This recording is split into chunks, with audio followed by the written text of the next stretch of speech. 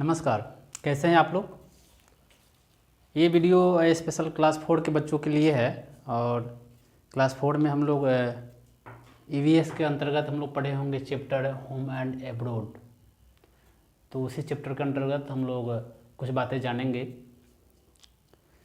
बच्चों, जब हम लोग एक शहर से दूसरे शहर में जाते हैं तो कई सारी नई चीज़ें हम लोग को देखने को मिलता है।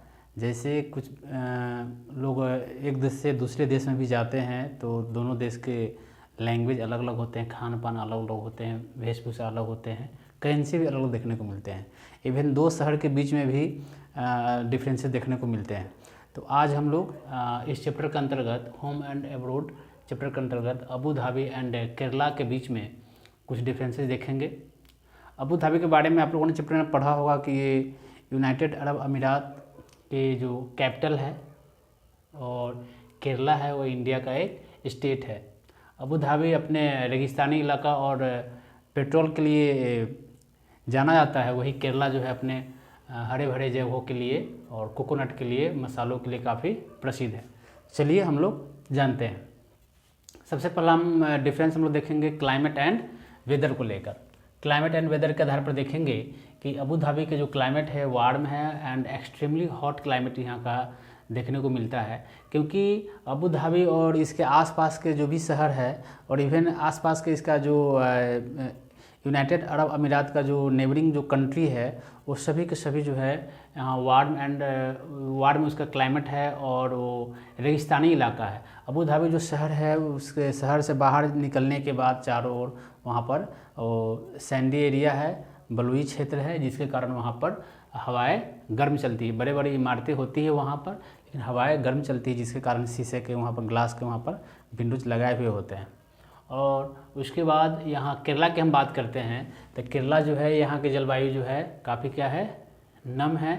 यहाँ पर जो इसकी जलवायु है नम है और यहाँ ठंडे हवा कुल जो है यहाँ पर जो एयर जो है हमेशा लोग आनंद लेते हैं उसका। उसके बाद हम लोग आते हैं ट्री एंड प्लांट्स के बारे में देखते हैं।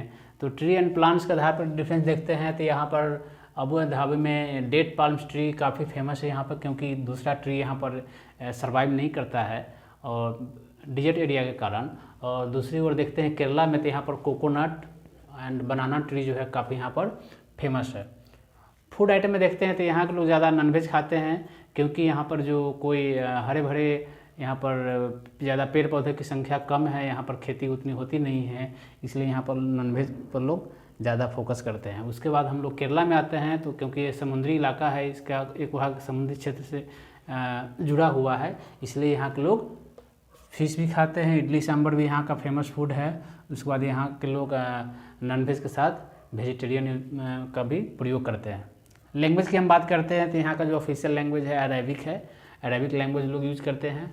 और केरला की हम बात करते हैं तो मलयालम भाषा का ये लोग यूज करते हैं।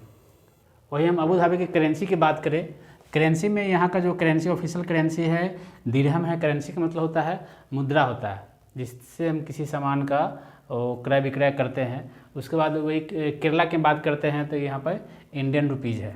पूरे इंडिया में इंडियन रुपीज़ ये चलता है। तो ये रहा हमारा अबू धाबी एंड केरला के बारे में कुछ डिफरेंसेज।